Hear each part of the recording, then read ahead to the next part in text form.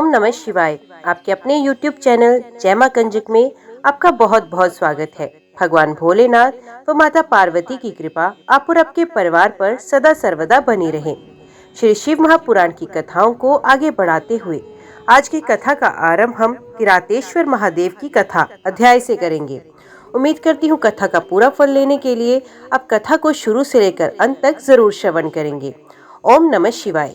नंदीश्वर बोले, हे महामुने, जब किरातेश्वर शिवजी को उनके दूत ने बताया कि अर्जुन किसी भी स्थिति में समर्पण नहीं करना चाहते और वे आपसे युद्ध करना चाहते हैं, तब शीघ्र ही किरातेश्वर शिव अपनी सेना के साथ युद्ध भूमि में पधारे।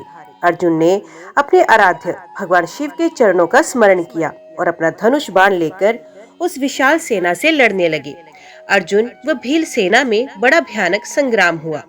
दोनों ओर से बाणों की वर्षा होने लगी। अर्जुन, जो कि महान धनुर्धारी कहे जाते हैं, ने अपने बाणों से सारी गण सेना को पल भर में ही परेशान कर दिया। फिर क्या था, कुछ ही देर में सभी शिवगण अपने प्राणों की रक्षा हेतु युद्ध भूमि से इधर उधर हो गए, परंतु अर्जुन के बाण नहीं रुके। जब भीलराज किरात की सारी सेना भाग खड़ी हुई, तब अर्जुन ने किरात वेशधारी शिवजी से युद्ध करना आरंभ किया। अर्जुन ने अपने तीव्र बाणों महादेव जी पर हमला कर दिया, परंतु वे भक्त वत्सल शिव जी का कुछ नहीं बिगाड़ सके। उनका एक भी बाण शिव तक नहीं पहुंचा। ये सब देखकर देवाधिदेव भगवान शिव हंस रहे थे। जब अर्जुन ने देखा कि वे किसी भी प्रकार से उस किरात को अपने वश में नहीं कर पा रहे हैं, तो उन्होंने भगवान शिव की स्तुति की। इसके प्रभाव से तुरंत ही त्रिलोकीनाथ भक्त वत्सल कल्याणकारी शिव जी ने अपने अद्भुत स्वरूप के साक्षात दर्शन अर्जुन को कराए। भगवान शिव का परम मनोहारी सुंदर स्वरूप देखकर अर्जुन धन्य हो गए और प्रसन्न होकर पल भर उन्हें देखते ही रह गए। तब ये जानकर कि वे किरात कोई और नहीं अपितु स्वयं शिवजी ही हैं, उन्हें अपने युद्ध करने और उनका अपमान करने के कारण बहुत लज्जा महसूस हुई। वे अपने आराध्य के चरणों में गिर पड़े। शिवजी ने उन्हें उठाया और बोले कि अर्जुन, तू दुखी मत हो। तब अर्जुन हाथ जोड़कर भक्त वत्सल भगवान शिव की स्तुति करने लगे और बोले, हे महादेव जी, आपने इस प्रकार मुझसे रूप बदलकर युद्ध क्यों किया? मैंने आपका भक्त होते हुए भी आपका अपमान किया है। स्वामी, मुझे माफ कर दीजिए और मेरा कल्याण कीजिए। अर्जुन के वचनों से महेश्वर प्रसन्न हो गए और बोले, अर्जुन, दुखी मत हो। मेरे द्वारा प्रेरित होने पर ही तुमने युद्ध किया था, इसलिए ये तुम्हारा अपराध नहीं, धर्म था।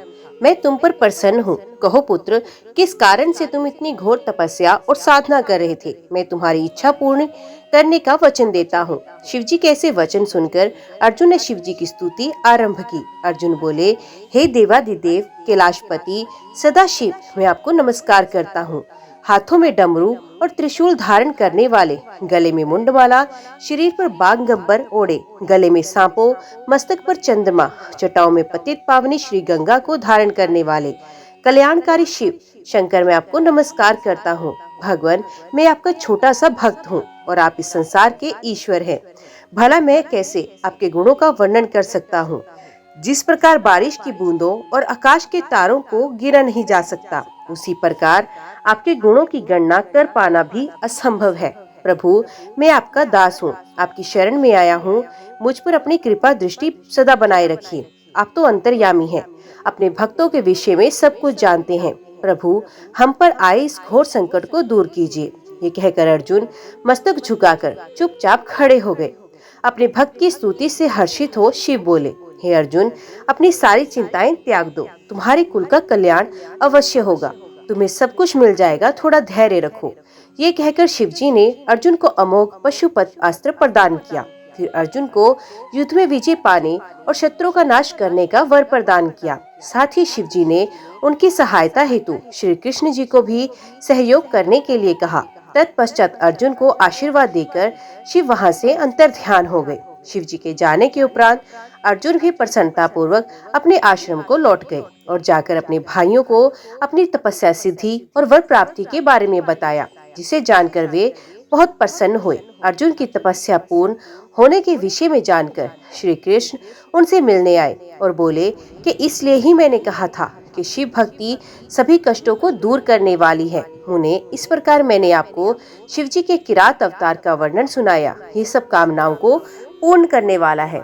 हे सनंत कुमार जी, अब मैं आपको सर्वव्यापी भगवान शिव के 12 ज्योतिर्लिंगों रूपी अवतारों के बारे में बताता हूँ। सौराष्ट्र में सोमनाथ, श्रीशैल में मल्लिकार्जुन, उज्जैनी में महाकालेश्वर, ओंकार में अपरेश्वर, हिमालय पर केदार, डाकिनी में भीमशंकर, काशी में विश्वनाथ, गोमती तट पर अम्बकेश्वर, चीता भूमि में वैद्यनाथ, दारुक वन में नागेश, सेतु बंध में रामेश्वर तथा शिवालय में खुशमेश्वर नामक 12 अवतार हैं।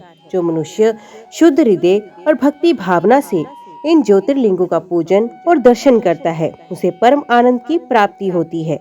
वे जो शिव जी के प्रथम ज्योतिर्लिंग सोमनाथ का सच्चे हृदय से पूजन करता है, उसके सभी रोगों जैसे क्षय, कुष्ठ आदि का नाश होता है। उसके सारे पाप धुल जाते हैं और उसे भक्ति और मुक्ति प्राप्त होती है। श्रीशैल में स्थित दूसरे ज्योतिर्लिंग मल्लिकार्जुन के दर्शनों से मनोवांछित फल की प्राप्ति होती है तथा सब दुखों का नाश होता है एवं सुख मिलता है। पुत्र प्राप्ति की इच्छा पूर्ति के लिए इस लिंग की स्तुति की जाती है। उज्जैनी में स्थित तीसरा ज्योतिर्लिंग महाकालेश्वर नाम से जग विख्यात है। अपने एक ब्राह्मण भक्त वेद के आवाहन पर प्रकट होकर शिवजी ने दूषण नामक असुर का वध किया था। तत्पश्चात वही स्थित हो गए, इसलिए इस ज्योतिर्लिंग को महाकालेश्वर कहा गया। इसके दर्शनों से मनुष्य की सारी कामनाएं पूरी होती हैं। चौथा ओंकार नामक ज्योतिर्लिंग है। विंध्यगिरि ने भक्ति भाव से विधि पूर्वक पार्थिव लिंग स्थापित किया। विंध्य की भक्ति से प्रसन्न होकर शिवजी उसी लिंग से प्रकट हुए और 2 रूपों में विभक्त हो गए। तभी से ओंकारेश्वर नामक लिंग ओंकार और परमेश्वर नामों से प्रसिद्ध हुआ। इसका दर्शन करने से भक्तों की अभिलाषा पूरी होती है। भगवान शिव के 5वें अवतार के रूप में केदार स्थित केदारेश्वर ज्योतिर्लिंग है।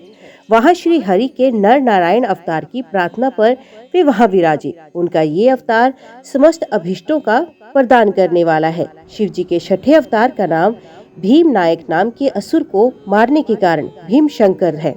भीम को मारकर शिव जी ने कामरूप देश के राजा सुदीक्षण की रक्षा की थी और उन्हीं की प्रार्थना पर वे डाकिनी में स्थित हो गए। शिव जी का ये अवतार ब्रह्मांड को भोग और मोक्ष देने वाला है। शिव जी का 7वां विश्वेश्वर नामक अवतार काशी में हुआ। इस अवतार की आराधना ब्रह्मा, विष्णु, भैरव सहित सभी देवता करते हैं। इसको पूजने अथवा इसका नाम जपने वाले मनुष्य कर्म बंधन से छूटकर मोक्ष के भागी होते हैं।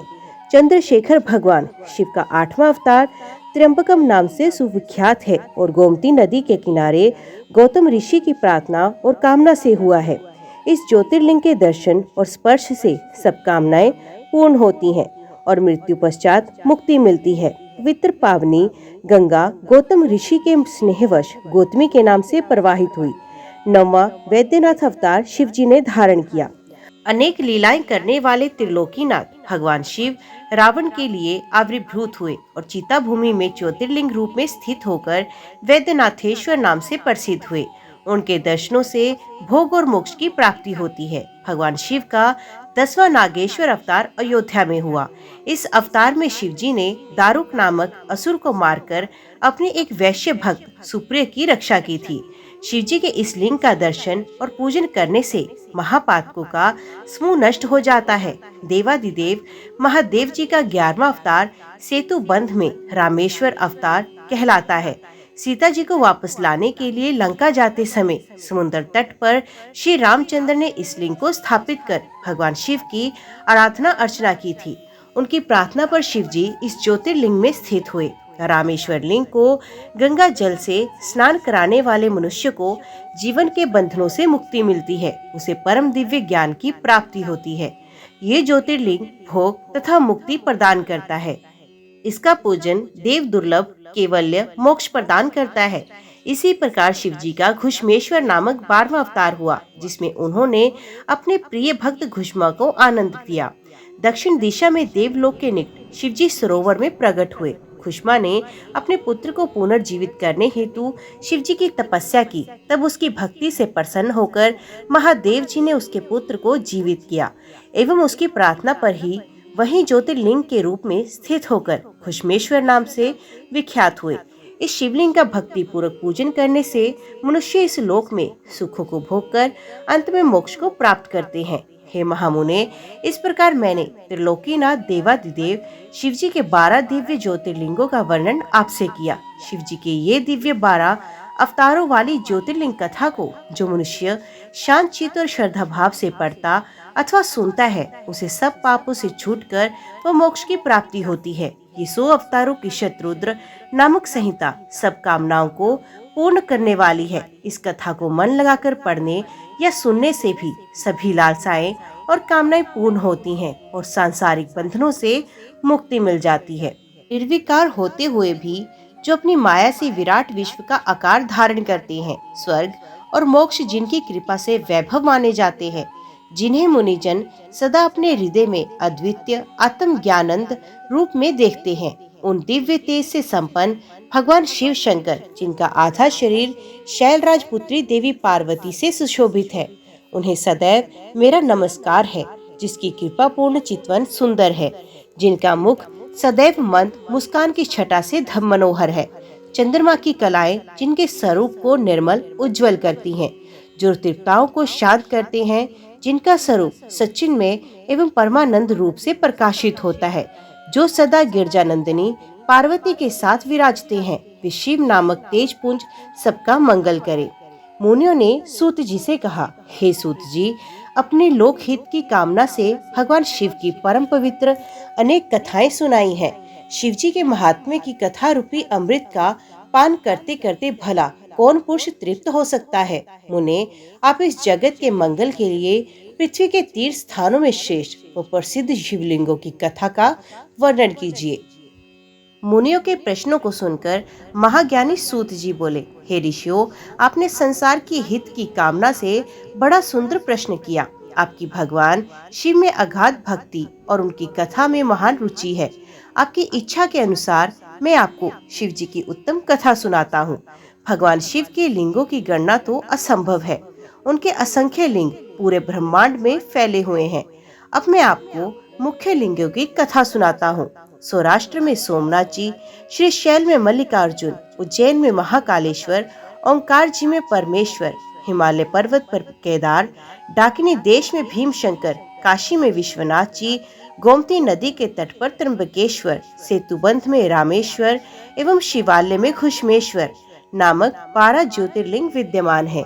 जो मनुष्य प्रातः उठकर इन 12 ज्योतिर्लिंगों का स्मरण कर पूजन व उपासना करता है, उसके सभी पाप नष्ट हो जाते हैं और सभी कामनाएं एवं मनोरथ सिद्ध हो जाते हैं। इन ज्योतिर्लिंगों पर चढ़ा हुआ नैवेद्य का प्रसाद ग्रहण करने से मनुष्यों के सभी पाप नष्ट हो जाते हैं तथा समस्त भोगों को भोगकर वे मोक्ष को प्राप्त होता है। निम्न जाति का कोई व्यक्ति यदि किसी लिंग का दर्शन कर ले तो वे उच्च कुल में जन्म लेता है। इन 12 ज्योतिर्लिंगों की महिमा का वर्णन स्वयं ब्रह्मा जी, श्री हरि विष्णु तथा अन्य देवता भी नहीं कर सकते। धरती और समुद्र के मिलने वाले स्थान पर सोमेश्वर जी का अन्नकेश नामक लिंग है। मल्लिका अर्जुन से प्रकट रुद्रेश्वर नामक उपलिंग जग प्रसिद्ध है और भृगु में स्थित है। नर्मदा नदी के तट पर स्थित महाकाल शिवलिंग का दुग्धेश नामक उपलिंग है, जो सुख देने वाला है। इसी प्रकार ओंकारेश्वर का उपलिंग कर्दमेश्वर नाम से बिंदु सरोवर के तट पर है। केदारेश्वर का उपलिंग भूतेश्वर नाम से यमुना नदी के तट पर है। ये पापों का नाश करता है। भीमेश्वर उपलिंग भीमशंकर नामक ज्योतिर्लिंग का है और सह पर्वत पर स्थित है।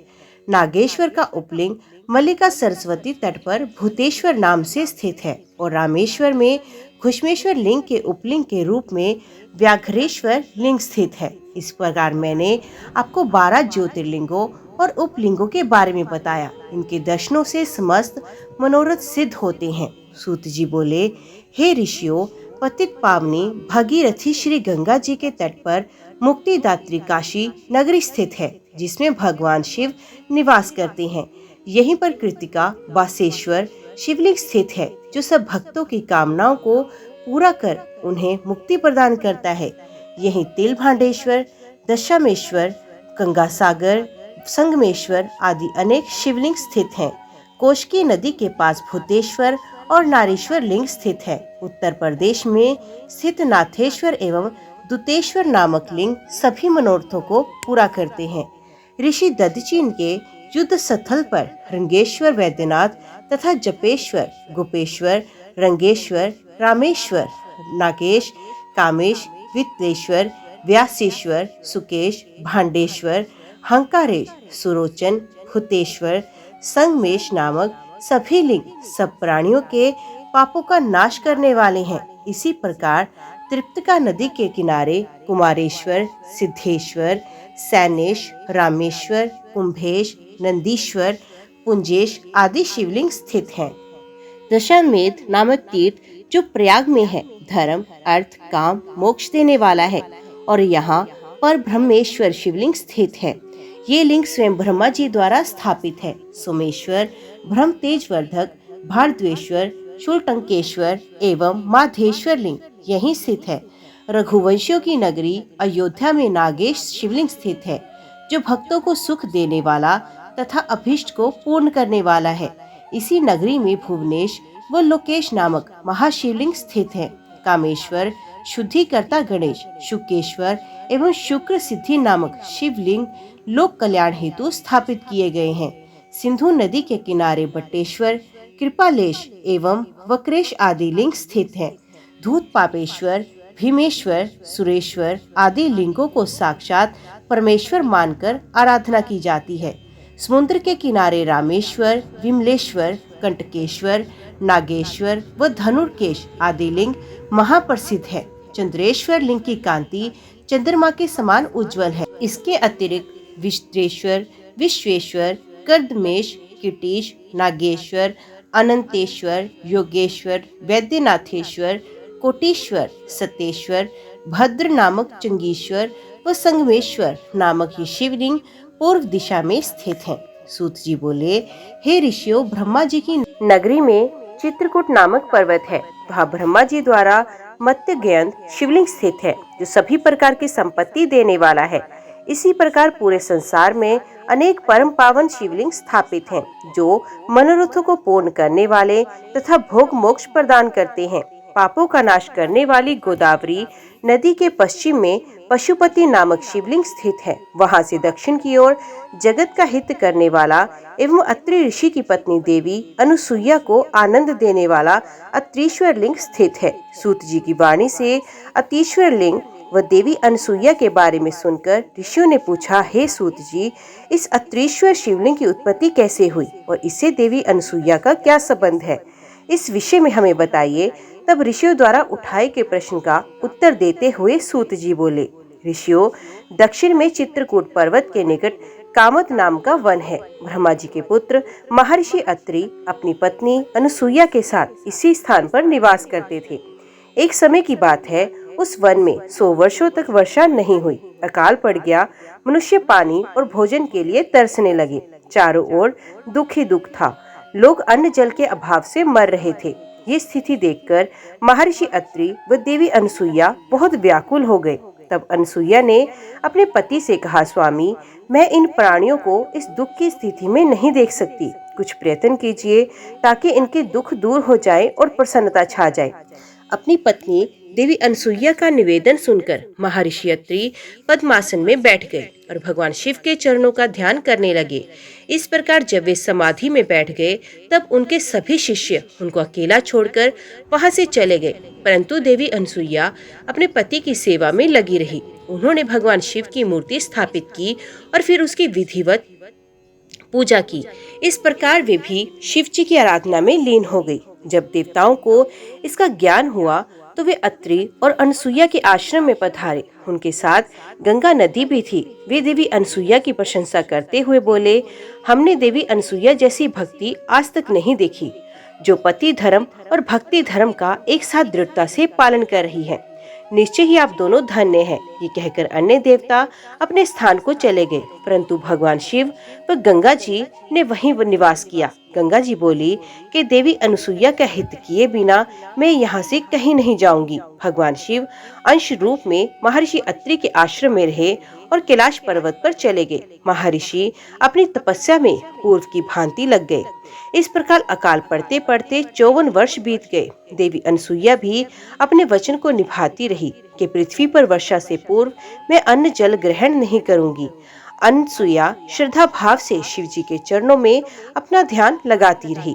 हे ऋषियों, तपस्या करते हुए महर्षि अत्रि को बहुत समय बीत गया।